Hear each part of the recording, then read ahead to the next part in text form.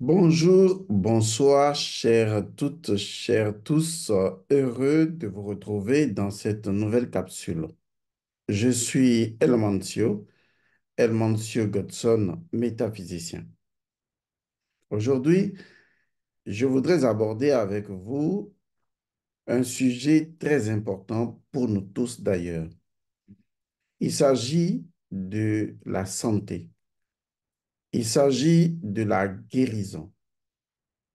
Il s'agit en fait de comprendre est-ce qu'il est vraiment possible par la spiritualité, est-ce qu'il est vraiment possible par la spiritualité ancestrale, est-il vraiment possible de guérir de n'importe quelle maladie?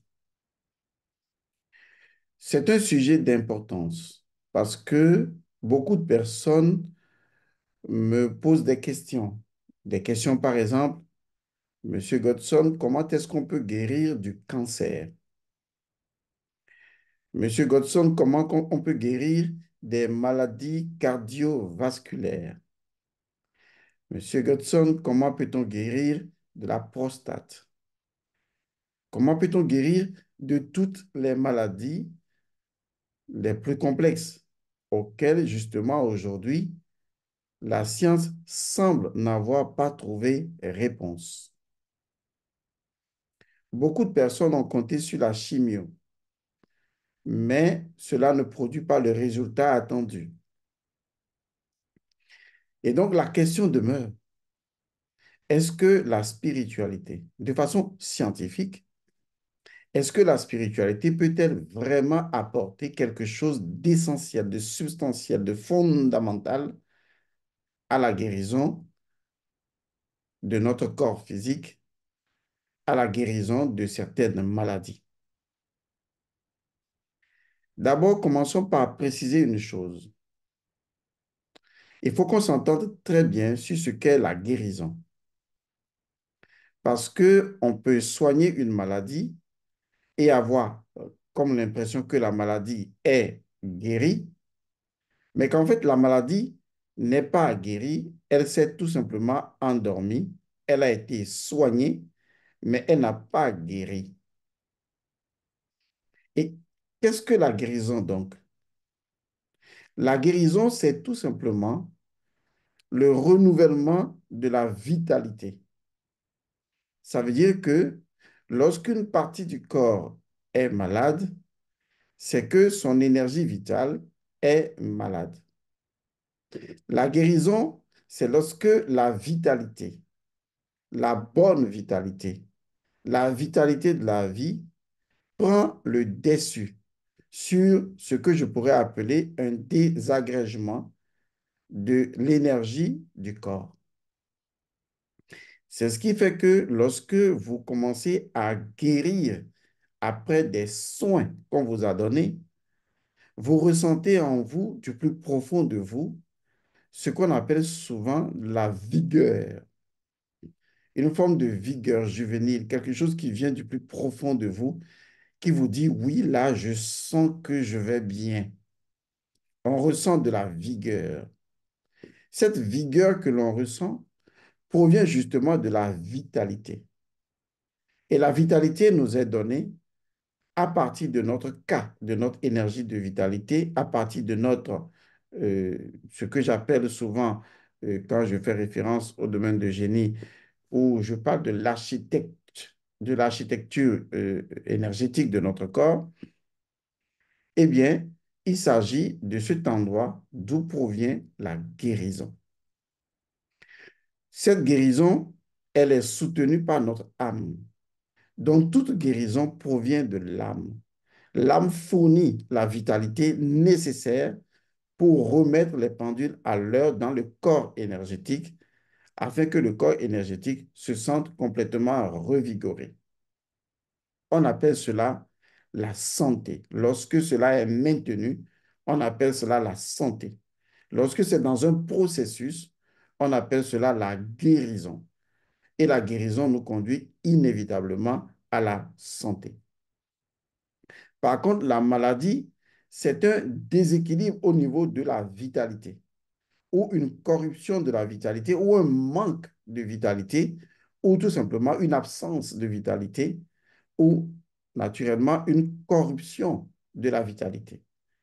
En ce moment, le corps physique qui obtient cette vitalité ou la partie du corps physique qui obtient cette vitalité devient un corps malade. Et donc, pour guérir ce corps, il faut guérir sa vitalité. Il faut lui procurer une autre vitalité. Il faut que l'âme fournisse donc de la vitalité pour que, à partir du corps vital, le corps physique puisse être naturellement guéri. Donc, la guérison est liée à la vitalité et non aux soins qu'on nous donne. Les soins permettent d'éviter justement que le mal ne s'empire. Mais la guérison vient de l'intérieur du corps. La guérison vient de l'intérieur du corps éthérique, du corps de vitalité. La guérison vient de l'âme et de votre esprit. D'où l'expression légendaire de la tradition spirituelle ancestrale africaine, un esprit saint dans un corps saint. Même si nous le disons ainsi en français, dans les traditions ancestrales, on dit simplement que la guérison vient de l'âme. C'est ce qu'on dit chez nous. La guérison vient de notre âme. Sous-entendant que l'équilibre de notre âme produit la vitalité indispensable à la bonne santé, à la guérison et à la bonne santé du corps physique. Maintenant que tout cela est dit, on revient donc à l'élément important, puisqu'il faut répondre à la question et progresser pour donner scientifiquement une direction qui pourrait aider les gens à vraiment guérir. Est-ce qu'on peut guérir des maladies cardiovasculaires? La réponse est absolument oui. Est-ce qu'on peut guérir complètement du cancer, de n'importe quel cancer? La réponse est absolument oui. Peut-on guérir de la prostate ou de toute autre maladie qu'aujourd'hui la science n'arrive pas à trouver des solutions? La réponse est absolument oui. Donc, à toutes les questions que vous poserez, la réponse est absolument oui. Maintenant, il vous viendra une autre question. Comment est-ce qu'il faut procéder de façon pratico-pratique pour une personne qui a le cancer, pour une personne qui souffre de maladies cardiovasculaires, pour une personne qui souffre de telle maladie ou telle affection? Comment est-ce qu'il faut procéder pour aller vers la guérison et la santé? Faisons un petit coup d'œil, quand même, quelque part, pour expliquer un phénomène.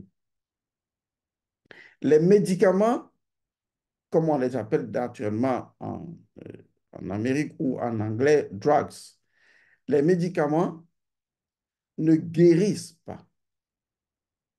Est-ce que vous voyez? Les médicaments ne guérissent pas. Les injections ne guérissent pas. Les piqûres ne guérissent pas. Il faut bien le comprendre.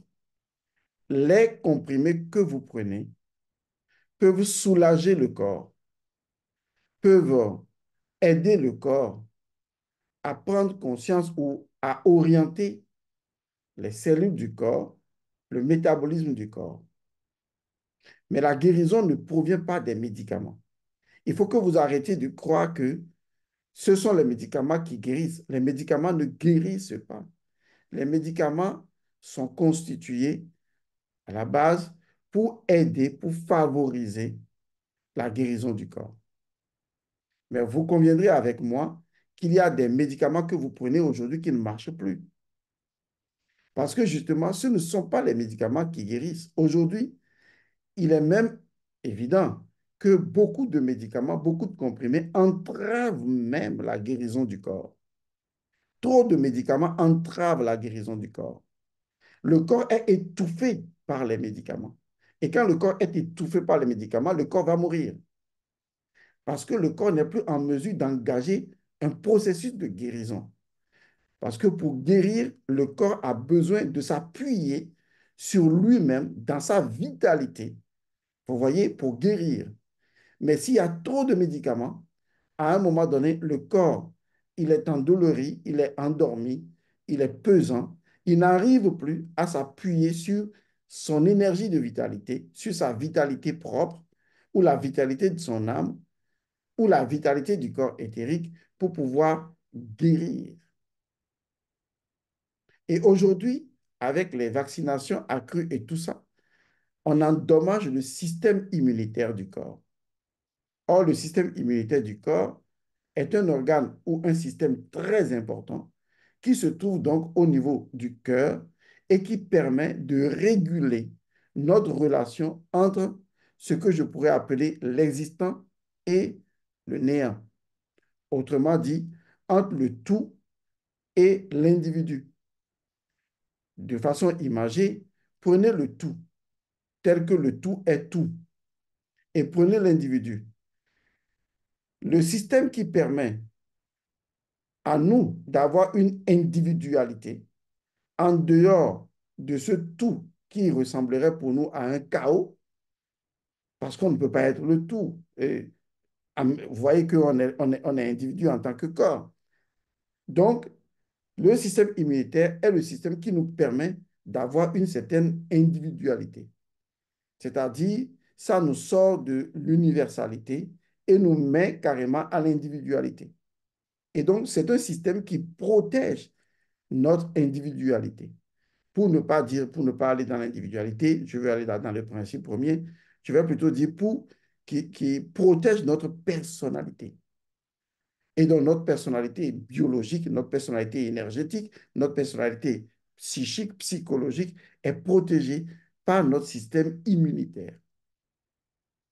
Maintenant, ce qui est intéressant avec ce système immunitaire, c'est qu'il a une fonction d'adaptation, une fonction adaptative. Et donc, par conséquent, elle peut s'adapter. Ça veut dire que s'il y a, disons, une zone dans laquelle, je ne dis pas ça pour l'encourager, il n'y a pas trop de propriétés des fois, le système immunitaire arrive quand même à s'adapter. C'est pourquoi certaines personnes vivent dans des régions vraiment malsaines, mais ne tombent pas malades parce que leur système immunitaire a su s'adapter. Mais il arrive aussi dans certaines zones ou même en ville que le système immunitaire ne s'adapte point. Et dans ce cas, eh bien, nous sommes fragiles, nous subissons ce que j'appelle les envahisseurs du tout et notre personnalité qui est protégée ou qui est censée être protégée par notre système immunitaire se trouve complètement, disons, je vais dire, exposée et fragilisée. Je dis ça parce qu'aujourd'hui, avec les vaccins et tout ça, on oblige notre système immunitaire à fonctionner à contre-courant. Ce qui fait que même après les vaccins, quand nous vivons notre vie de façon normale, le système immunitaire n'arrive plus à fonctionner de façon normale et souvent peut laisser passer des choses qui n'étaient pas censées laisser passer. Ce qui fait que là où nous pensons qu'avec les vaccins et tout ça, certaines maladies sont maîtrisées, nous avons ouvert la boîte de Pandore à d'autres affections qui finiront par nous avoir et fragiliser notre biologique. Ceci étant, venons maintenant à la réponse à notre question, celle réponse la même qui est là, qui est oui, pour expliquer comment est-ce que on peut guérir vraiment de n'importe quelle maladie. Je voudrais d'abord vous dire que ce n'est pas aisé, ce n'est pas facile. Parce qu'il faut avoir non seulement de la volonté, de la détermination, du courage, il faut avoir une vision claire de ce que l'on veut et il faut travailler pour ça. Parce que vous avez été trop habitué à, où est le comprimé? Oh, oh, maintenant ça va mieux, l'angine va mieux avec le comprimé. Et on croit que ce comprimé vient de régler le problème d'angine, alors qu'en fait, non, le comprimé a réglé l'effet que vous avez, mais n'a pas travaillé sur la cause. Et la cause va subir une certaine mutation pour générer d'autres affections et vous allez avoir d'autres maladies. C'est pour cette raison qu'il ne faut pas prendre la voie de la facilité. Même si vous êtes censé prendre des médicaments, il faut remonter à la cause de cette maladie et aller régler le problème à la base. Et donc, ce que je voudrais vous proposer, c'est la science spirituelle qui explique comment est-ce que l'individu peut vraiment guérir grâce à l'énergie de la vitalité ou à la vitalité. La vitalité, je ne l'invente pas. Elle existe partout. C'est ce qui permet à une plante de pousser. C'est ce qui fait que vous êtes en bonne santé. C'est ce qui fait que quand vous mangez, eh bien, vous avez de la force. C'est la force de la vie. La vitalité, c'est la force de vie. Aussi simple que ça. Lorsque vous mangez et que les aliments sont assimilés, eh bien, ce qui est récupéré après l'assimilation, c'est justement de la force de vitalité, où l'organisme se sent vivifié. Bien, je vais vous expliquer terre à terre comment un enfant de 6 ans, la fonction de votre corps physique. Et à partir de là, eh bien, vous comprendrez certaines choses plus facilement. Parce que c'est la connaissance qui est la lampe qui éclaire votre chemin et vous permet d'avoir une meilleure visibilité sur les situations de votre existence et d'agir avec intelligence et sagesse. Je vais vous parler donc, non pas que je vous infantilise, mais c'est la meilleure façon pour vous de mieux comprendre ce que je vais dire. Parce que expliquer des données complexes, des données d'une complexité incroyable, en des données très simples, ce n'est pas non plus aisé. Et donc, on fera autant que faire se peut avec des exemples pratico-pratiques pour que vous saisissiez mieux les choses. Quelle est la fonction du corps physique? Parce que si on ne clarifie pas la fonction du corps physique, on n'aura rien fait du tout. Clarifions la fonction du corps physique. La fonction du corps physique, c'est de convertir. On s'arrête là d'abord. La fonction du corps physique est de convertir. Qu'est-ce que le corps physique est censé convertir? Puisque nous parlons de cette fonction comme étant une fonction primordiale, fondamentale du corps physique. Donc, qu'est-ce que le corps physique, dans sa fonction, est censé convertir? Le corps physique, dans sa fonction, va convertir un courant. Maintenant, je fais une pause pour aller dans l'électricité. Je ne suis pas un électricien et, pardonnez mon ignorance, je me base sur mes cours du collège pour vous clarifier ce que je vais dire ensuite en parlant de convertir le courant. On verra de quel courant il s'agit. Maintenant, revenons à l'électricité. Vous avez souvent entendu parler du courant continu et du courant alternatif. De façon basique, pour mémoire, le courant continu, eh bien, c'est le courant, disons, c'est une forme de courant qui n'est pas maîtrisable, enfin, qui n'est pas encore maîtrisé, qui n'est pas utilisable domestiquement, qui va dans un seul sens. C'est un courant continu. On pourrait également l'appeler, je le dis comme ça de mémoire, le courant sauvage. C'est un courant qui est là. On n'arrive pas à le prendre. On ne l'a pas encore maîtrisé. C'est un courant qui n'est pas utilisable domestiquement. C'est un courant que moi j'appelle le courant sauvage. C'est un courant continu. Maintenant, il y a le courant alternatif. Alternatif comme alterné. C'est le courant qui ne va pas dans le sens unique, mais qui va dans deux sens, dans deux directions.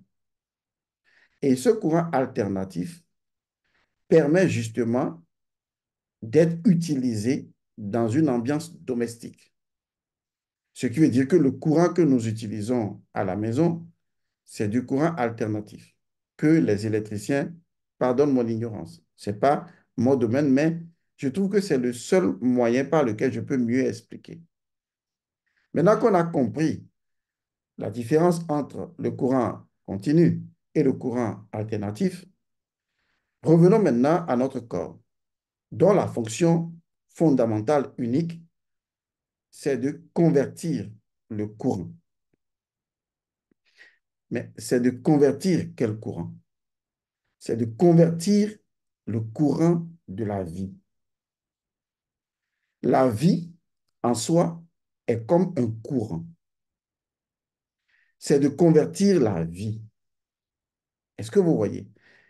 Le corps physique est là pour convertir la vie, pour convertir la vie continue, vous voyez, en une vie discontinue ou en une vie alternative, en une vie cyclique, en une vie qui entre dans un cycle, en une vie maîtrisable. C'est tout simplement la clé. Votre corps est une frontière entre la vie illimitée, infinie, pure, parfaite, la vie éternelle, la vie immortelle, la vie universelle, la vie sauvage, la vie en elle-même,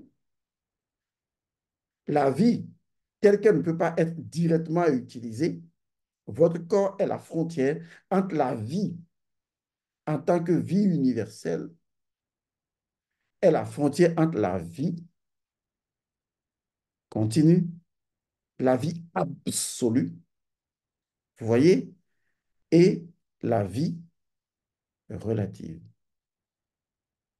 Donc, votre corps dispose de ce qu'on appelle les chakras, qui sont des centres de conscience automatiques au niveau du corps éthérique, du corps de vitalité.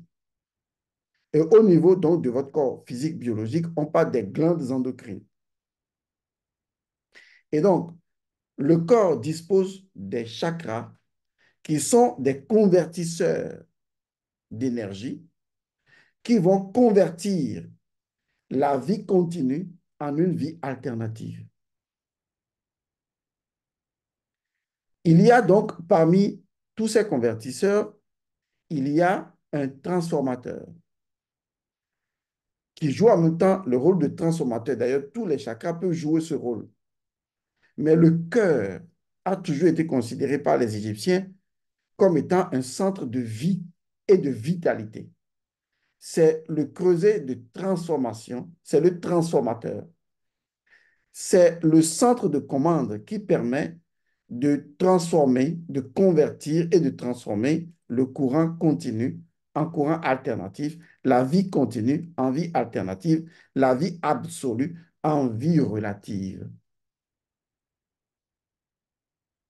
Que vous en soyez conscient ou pas conscient, votre corps et votre corps de vitalité exécutent cette fonction automatiquement, sans avoir besoin que vous lui dites comment le faire, puisque doté des éléments qui permettent de le faire systémiquement. Là où vous êtes en train d'écouter, votre corps le fait déjà. C'est-à-dire, il convertit la vie, vous voyez, il convertit la vie continue en vie relative, en vie alternative. Maintenant, vous avez une idée de la vie absolue et continue. C'est ce que j'appelle la vie continue, c'est la vie absolue, universelle, éternelle, illimitée, infinie, pure et parfaite. Et la vie telle que vous décidez de la vivre dans l'existence. C'est ce que j'appelle la vie cyclique ou la vie alternative. Donc, votre corps est un convertisseur, votre corps est un transformateur de la vie continue en vie alternative. C'est tout.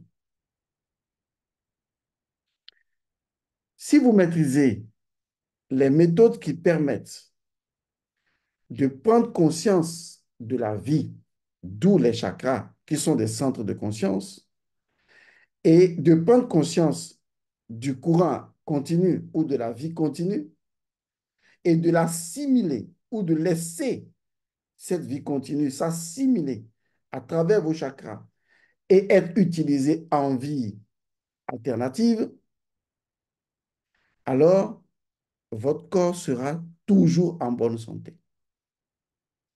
C'est ça le processus de guérison. La capacité que votre corps a de synthétiser, scientifiquement synthétiser la vie continue en vie alternative. C'est tout. Maintenant, il arrive des moments où le corps n'arrive plus du tout, il est bloqué, il est étouffé, il n'arrive plus du tout à synthétiser la vie continue en vie alternative. Les chakras sont là, mais n'arrivent plus à convertir et à transformer la vie absolue en vie relative.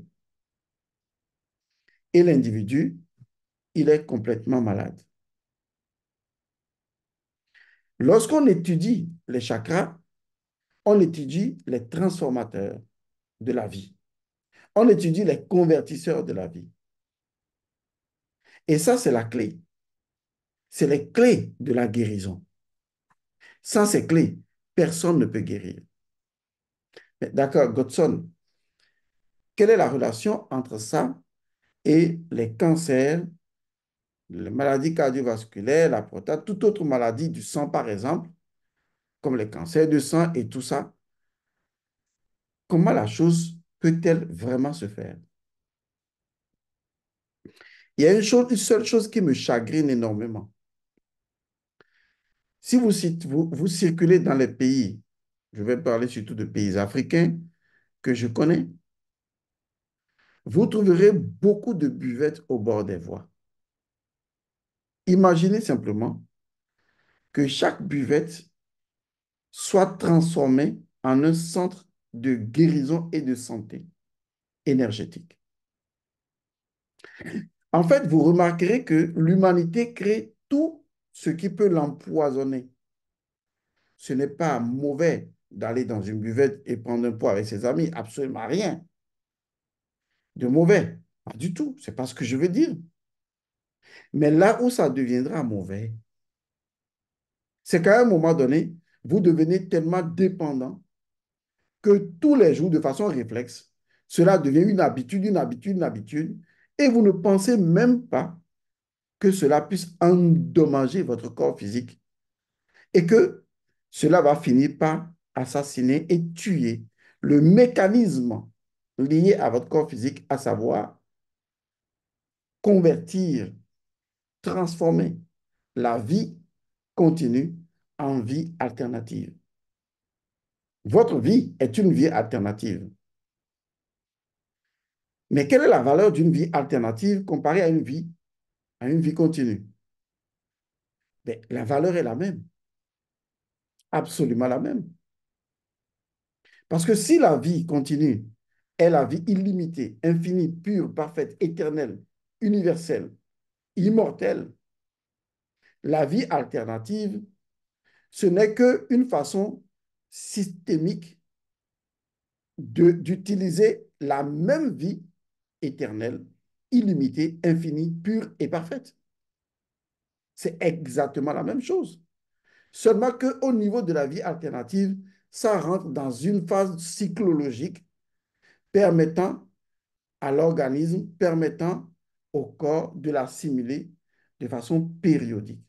La notion de périodicité est ce qui fait justement la différence et ce qui fait introduire la notion de dosage. Parce que si mon corps peut convertir et transformer la vie et que j'arrive à activer cette fonction-là, ça veut dire que je peux guérir de n'importe quelle maladie.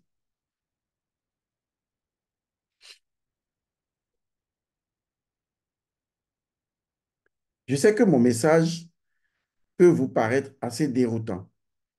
C'est pourquoi je disais tantôt que si on doit changer les gens pour les amener à la guérison, il faut changer tout le paradigme dans lequel l'individu se trouve.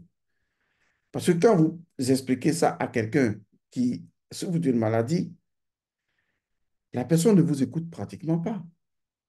La personne peut encore, par politesse, vous écouter, mais la personne ne vous entend pas. Parce que la personne ne pense qu'à moi, je souffre du cancer, il me dit, raconte ses blablabla. Moi, je veux qu'il me dise comment le faire tout de suite et ou comment il me guérit. Vous voyez, l'individu n'a même pas conscience que cette façon de penser est justement la mauvaise façon de penser. Parce que même si on le guérissait de cette façon, même s'il trouvait une solution de cette façon, il continuerait toujours sa vie. Laquelle? Celle qui consiste à ne pas réaliser que le corps physique est un convertisseur de la vie continue en vie alternative. C'est de ça que nous sommes en train de parler. OK, prenons maintenant le cas de quelqu'un qui a un problème comme, aussi simplement, que le cancer. On part sur cette base. En réalité, le corps physique manifeste donc déjà des cellules cancéreuses où l'individu subit les effets de cette maladie. Comment est-ce que quelqu'un dans cet état peut-il s'en sortir?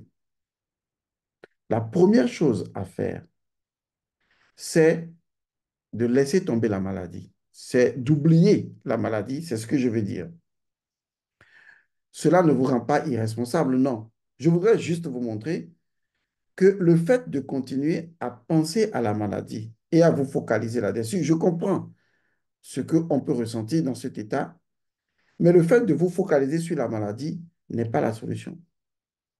Parce que la maladie que vous avez là, qui est donc le cancer que nous avons en exemple, ce n'est que l'effet de quelque chose qui a commencé il y a longtemps. Et il ne sera jamais la cause.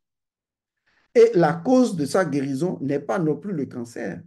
La cause est ailleurs. Donc, du coup, le fait de focaliser votre attention sur le cancer n'arrangera en rien, si ce n'est de continuer à dégrader votre santé et votre biologique. Il y en a qui en arrivent même jusqu'à dire mon cancer. C'est mon cancer là, non. Parce qu'à un moment donné, les deux ont fini par se lier d'amitié.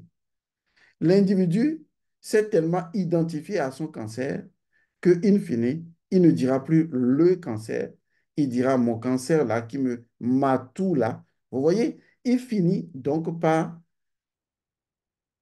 accepter, vous voyez, accepter euh, euh, euh, cet état de fait. Et il commence à dire mon. Donc, il finit par faire de cette maladie sa propriété. Ce sera encore plus difficile de le guérir. Il faut regarder le langage des gens. Rien que le langage peut être un blocage. Parce que là où vous dites à la personne, je veux t'aider à guérir, la personne dit, mon mal là, mon cancer là, c'est longtemps, hein. Du coup, sa capacité de guérir n'est plus là. Alors que ce qu'il subit comme le cancer, ce n'est qu'un effet d'une cause biaisée. Et donc, lui, aujourd'hui, il en est victime en quelque sorte. Alors, comment remonter alors à la source des choses pour modifier la situation cancéreuse? La première étape, comme je l'ai dit, c'est de se passer de la maladie et donc de l'oublier et de savoir que en y pensant, ça ne changera pas grand-chose. Au contraire, ça n'aggravera que les choses parce que ça ne vous permettra pas d'être constructif. À la limite, vous utilisez votre énergie de la pensée pour accroître la maladie en y pensant. Maintenant, il faut revenir simplement à son corps de façon générale. Il faut prendre conscience de votre corps dans son entièreté et vous intéresser uniquement à la vitalité de votre corps, c'est-à-dire à l'énergie vitale qui circule dans le corps. Et ça fait toute la différence. Car la vitalité dont nous parlons, c'est d'abord avant tout la vie absolue, mais qui s'est mise dans un mouvement. C'est ce qu'on appelle la vitalité. C'est-à-dire que la vie elle-même se propose dans ce mouvement-là, vous voyez, de tout purifier, de tout guérir, de tout mettre en bonne santé. Cette force de la vie, initiée par la vie elle-même, dans son mouvement, car la force de la vie vient du mouvement de la vie, cette force de vie est appelée vitalité. Et donc, si je veux guérir d'une certaine affection, je dois donc me concentrer sur la force de vitalité, la force de vie ou la force de la vie ou tout simplement la vie elle-même. Lorsque vous fermez les yeux ou les yeux ouverts et que vous êtes couché sur le dos et vous êtes conscient complètement de votre corps et vous respirez de façon, vous voyez, de façon alternative, vous respirez de façon profonde, vous êtes concentré sur votre respiration. L'étape suivante, c'est de prendre conscience de la vie, aussi simplement que ça. J'ai développé une méthode pour y arriver tout simplement. Car je vais vous dire une chose qui va vous paraître abracadabrantesquement incroyable. C'est que la vie que vous vivez, elle est éternelle. C'est la même vie. Je le redis autrement. La vie universelle, illimitée, infinie, pure, parfaite, immortelle et éternelle, c'est ce que votre corps vit. Votre mission, c'est de prendre conscience en disant, mon corps vit. Mon corps vit la vie. Et de prendre conscience de la vie elle-même. Si vous n'arrivez pas à le faire, eh bien, prenez le livre que j'ai écrit qui est intitulé Sangha. C'est un livre incroyable, formidable. Je le cherchais à côté, mais je ne l'ai pas. C'est un livre incroyable qui va vous aider dans ce que je suis en train de dire. En lisant Père Ancre, la maison de la vie. La vie est une maison. Lorsque moi, je vais y arriver, je ferme les yeux, je suis en méditation, je respire profondément et finalement, mon corps est détendu. Le premier miracle que je ressens, c'est comment est-ce que le corps arrive-t-il à vivre? Vous voyez, dans cet instant précis, il y a une connexion entre mon corps et la vie. C'est ce qui fait que mon corps vit. Donc, je prends conscience que mon corps vit et ensuite, je passe de la conscience de mon corps à la vie dont mon corps est vivant. Et je prends conscience de la vie que mon corps vit. Et je focalise toute mon attention sur la vie elle-même. Et qu'est-ce que je fais ensuite? J'intensifie la vie dans sa nature première. Parce que la vie dans sa nature première, elle est immortelle, éternelle, illimitée, universelle, infinie, pure et parfaite. Je rentre dans cette dimension et dans cette perspective de la vie. Je laisse ma conscience épouser la vie dans sa vérité, dans son originalité, dans son authenticité. Pendant ce temps, je ne m'occupe plus du corps parce que je sais que le corps, lui, il est automatiquement fabriqué avec ces convertisseurs qui sont les centres de conscience dont je suis en train d'exercer une partie en état conscient. Eh bien, les centres de conscience vont récupérer la conscience dont je suis conscient maintenant de la vie et vont commencer alors à synthétiser la vie dans la version de la vie dont je suis absolument ici et maintenant conscient. En réalité, de façon résumée, votre état de maladie indique votre état capacitaire de convertisseur et de transformateur de la vie continue en vie alternative. J'ai parlé lentement. J'ai utilisé des mots précis pour arriver à vous faire comprendre ce que je veux dire. C'est pourquoi je disais déjà au départ que ça va être difficile pour les gens de comprendre. Surtout quand les gens ont vécu dans une dimension de l'assistanat permanent où les gens ont pensé que leur santé et leur guérison ne dépendaient pas d'eux. C'est ça ce qu'on leur a appris. On leur a appris que leur santé et surtout leur guérison dépend de quelqu'un d'autre et surtout des médicaments. On ne leur a pas appris que la guérison et la santé dépendent d'abord d'eux-mêmes,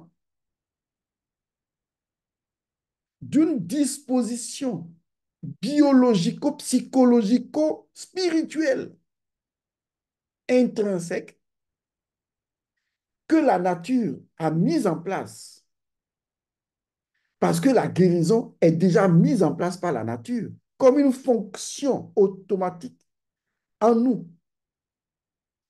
Et dont l'individu n'a pas été enseigné, n'a pas été éduqué pour faire la saisine, pour saisir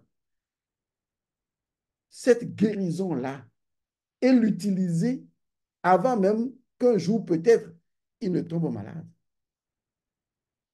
Donc, on l'a détourné de son système fondamental de guérison. Et on lui a fait croire que sa guérison ne dépendait pas de lui, que sa santé ne dépendait pas de lui, qu'il n'avait pas les outils en main pour maintenir, pour garantir, pour recréer la guérison et la santé. Ce qui fait que lorsque le corps tombe malade, il est désemparé. Il ne sait pas comment s'y prendre. Il ne sait vraiment pas par où commencer. Parce qu'il n'avait pas appris l'abécédaire de comment commencer avec sa guérison. Lorsque vous avez 7 ans, lorsque vous avez 11 ans, lorsque, laissons même tomber les âges, là où vous m'écoutez maintenant, vous êtes certainement en bonne santé. Pendant que vous êtes en bonne santé, à quel moment vous avez réfléchi dans votre vie pour dire, ma guérison et ma santé m'appartiennent toutes les deux. Il ne tient qu'à moi de les connaître et de les garantir à moi-même et de les maintenir et de travailler pour cela et d'avoir dans la main ma guérison et ma santé. Je veux les avoir dans ma main. Non, vous ne pensez pas à ça. Ce à quoi vous pensez, c'est ah, la nourriture, là, c'est à combien? Voilà, non, non, donne ça, donne ça. Tu donnes la viande, le poisson, tu as du fromage, tu ajoutes ça. Bon, vous me donnez la bière. Bon, avant de me donner la bière, donne-moi un petit soda là, bien garni, tu me donnes ça.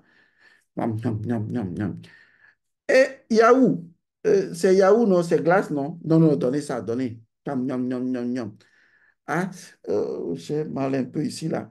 Et chérie, va à la pharmacie, achète-moi Prétacotone, donne-moi ça. Miam, miam, miam. En fait, je vais vous dire la vérité. De la plus grande erreur que vous faites parce que vous avez été arnaqué, c'est que tous les jours, c'est pitoyable, c'est regrettable, mais il faut le dire, ça doit sortir. Vous n'avez jamais respecté votre corps. Vous vous êtes toujours servi de votre corps comme d'une poubelle dans lequel il faut tout déposer, il faut tout mettre, avec lequel il faut faire n'importe quoi. Et pourtant, je vous l'ai toujours dit, le corps est une synthétique magique. Là où le corps a toute la puissance de Malkout, c'est que le corps est d'abord Malkout et la densification de Malkout.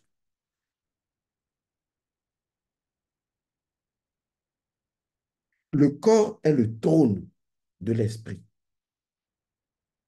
Vous comprenez ça? Vous comprenez maintenant un esprit saint dans un corps saint? Le corps est le trône de l'esprit. C'est sur le trône du corps que l'esprit s'assoit grâce à son siège, l'âme humaine. Mais vous ne respectez pas le corps.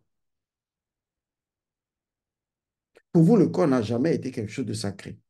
Et d'ailleurs, c'est vrai, puisque vous avez même créé un système religieux qui a fait déjà du corps à la base un pécheur, une souillure, quelque chose de pas clair, de net, de sombre. Mais cette même idéologie a oublié de vous dire que le corps a beau être souillé, pourtant, c'est en lui que l'esprit, votre esprit, s'est incarné.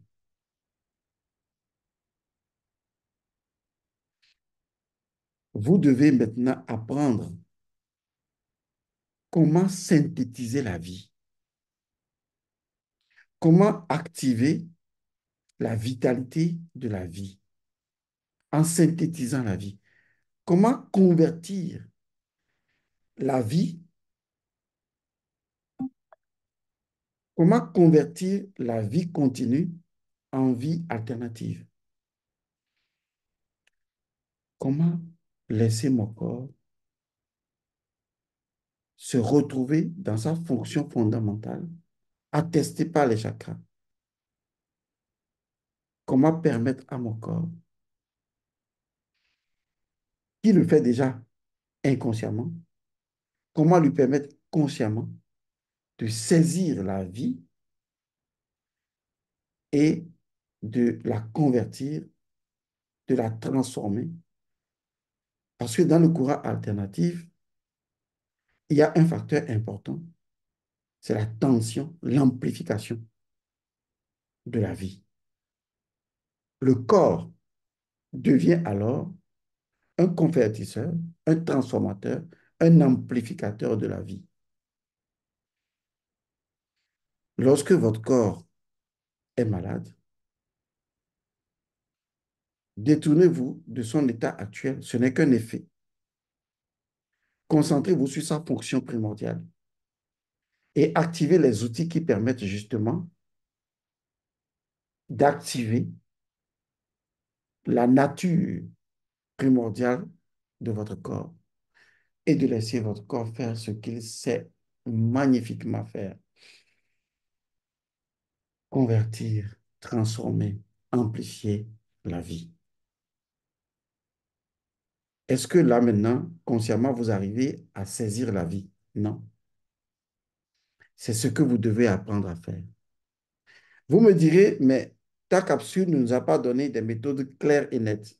J'en suis conscient et je le reconnais. Mais à demi-mot, j'ai parlé pour que certaines personnes comprennent. Mais si je dois rentrer dans les détails, je vous assure, on sera ici en train de faire 3 heures dans la capsule qu'on n'arriverait pas à finir. Le résumé que je peux vous donner qui va vous aider, c'est d'aller lire le livre Sangha, la partie intitulée La maison de la vie. Mais si vous voulez que je vous aide de façon rapide, je peux aussi le faire, car l'intelligence, chacun peut la voir et la saisir selon les degrés. Couchez-vous sur un lit, fermez les yeux. Ensuite, respirez profondément. Ne forcez pas la respiration. Restez conscient de votre respiration et elle devient automatiquement profonde. Ensuite, respirez profondément. Respirez encore profondément, sans aucun effort de votre part. Plus on est conscient de la respiration, plus elle devient profonde, lente et paisible. Une fois que vous arrivez à la paisibilité de votre respiration, vous passez à la prochaine étape. La prochaine étape, c'est tout simplement être conscient que votre corps vit. Mais qu'est-ce que votre corps vit? Votre corps vit la vie. Mais comment est la vie? Quelle est la nature de la vie? La nature de la vie, que ce soit dans la vie continue ou dans la vie alternative, ne change pas. Elle est absolue, éternelle, illimitée, infinie, pure et parfaite, immortelle. Cette vie, lorsqu'elle descend dans le corps, ne change pas sa nature. Elle est toujours illimitée, infinie, pure, parfaite, immortelle, éternelle. Santé, guérison. C'est dans cette conscience que les convertisseurs, transformateurs, amplificateurs dont que vous disposez vont travailler sans être endommagés par vos pensées, vos émotions et vos sentiments. Pour finir, laissez-moi vous poser une question. Depuis le ventre de votre mère, depuis que les deux gamètes se sont rencontrés, jusqu'à ce que l'enfant soit complètement formé dans le ventre de sa mère,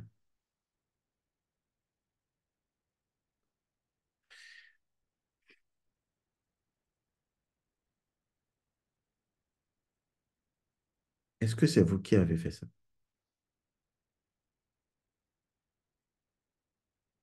Ça veut dire que la vie et le corps que vous avez ont déjà un contrat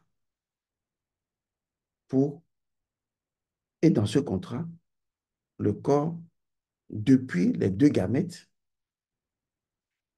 jusqu'à l'évolution du fœtus, suivant la codification aurienne de 1, 2, 4, 8, 16, etc., jusqu'à 256 et plus, la vie a toujours été convertie, transformée, amplifiée par votre corps physique jusqu'à se faire former dans le corps, dans le ventre de la maman. Et quand le corps, il vient, il continue de jouer cette fonction. Mais est-ce que de l'âge de 0 à 7 ans, vous aviez pris conscience de ça pour travailler là-dessus et maîtriser cela en tant que système de guérison et de santé? Nein, nicht. Est-ce que de 7 à 14 ans, vous l'avez fait? Nada. Est-ce que de 14 à 21 ans, vous l'avez fait? Sein. Est-ce que ainsi de suite, vous l'avez fait? Nana. Alors, de quoi vous plaignez-vous? Je pense que nous devons repenser toute notre vie médicale, savoir quelle est la fonction primordiale du corps et lui restituer cette fonction. Et une fois que le corps l'a, le corps exprime cela de façon joyeuse. Ce n'est pas simplement une technique pour guérir de quelque chose, c'est toute une dynamique qu'il faut changer. Et c'est ce que je vous propose. Paix et bénédiction à vous. Merci.